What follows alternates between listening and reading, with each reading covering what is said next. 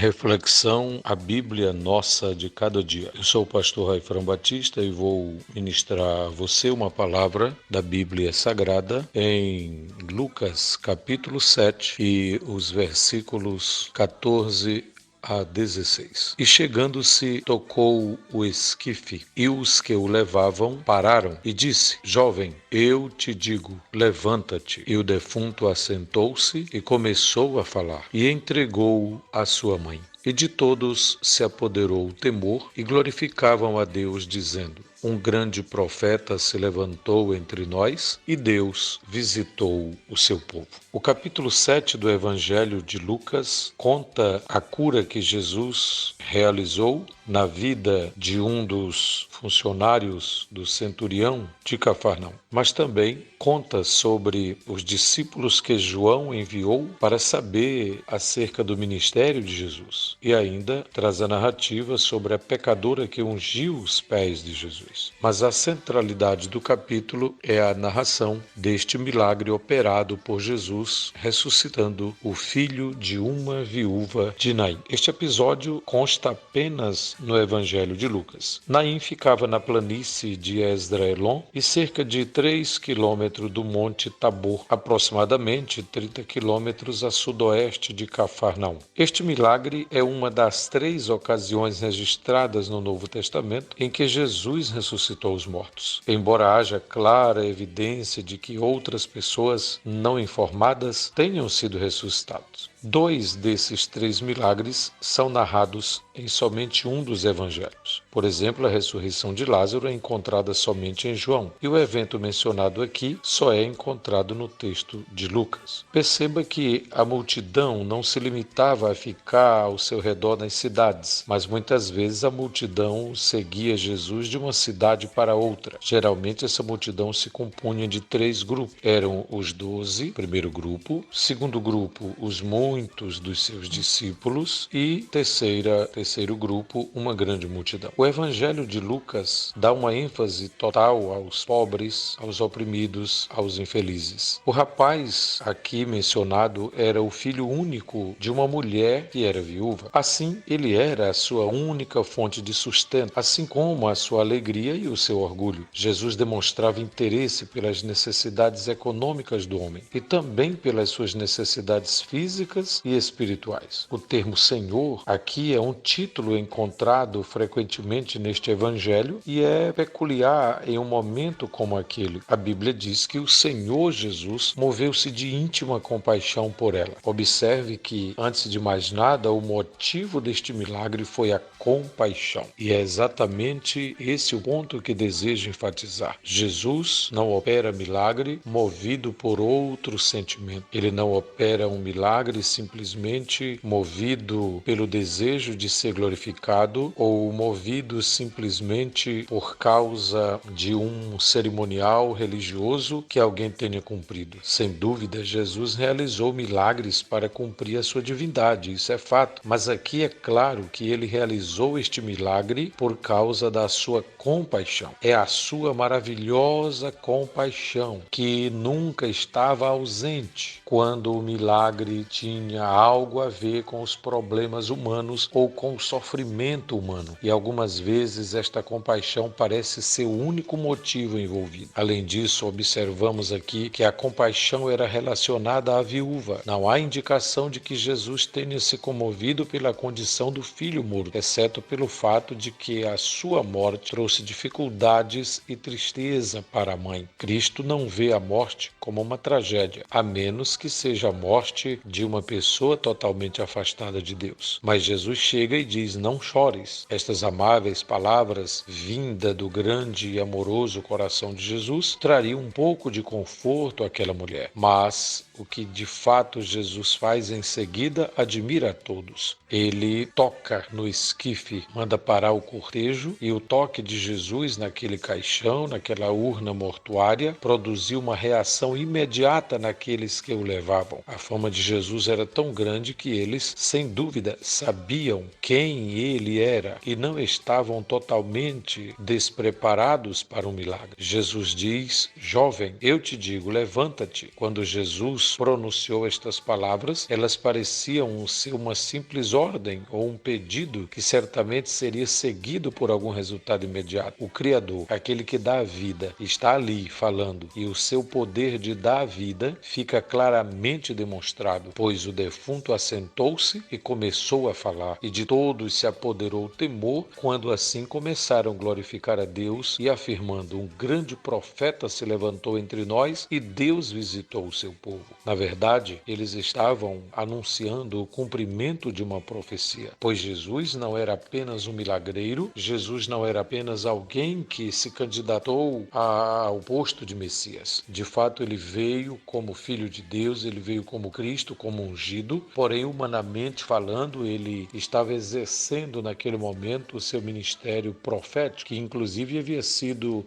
profetizado por Moisés. Através das palavras de Moisés, aprendemos lá no livro de Deuteronômio que está escrito: levantarei no meio de vós um profeta. O Senhor levantará um profeta semelhante a mim, disse Moisés. E ali estava o povo dando testemunho. Um grande profeta se levantou entre nós e Deus visitou o seu povo. Aprendemos desse texto algumas lições. Primeiro, Jesus ainda tem compaixão. E ele se compadece de alguém que realmente estava atravessando uma das maiores crises, se não a maior crise de toda a sua vida. Aqui ficam as palavras claras do Senhor Jesus: não chores. E logo em seguida, a solução do problema, quando ele diz ao filho da pobre viúva: levanta-te. E o morto obedeceu. Jesus é o mesmo. Ele ainda se compadece, ele ainda pode suprir as nossas necessidades. A sua ordem é obedecida e no meio da crise o milagre pode acontecer. Confie nele, ele vive para todo sempre. Amém.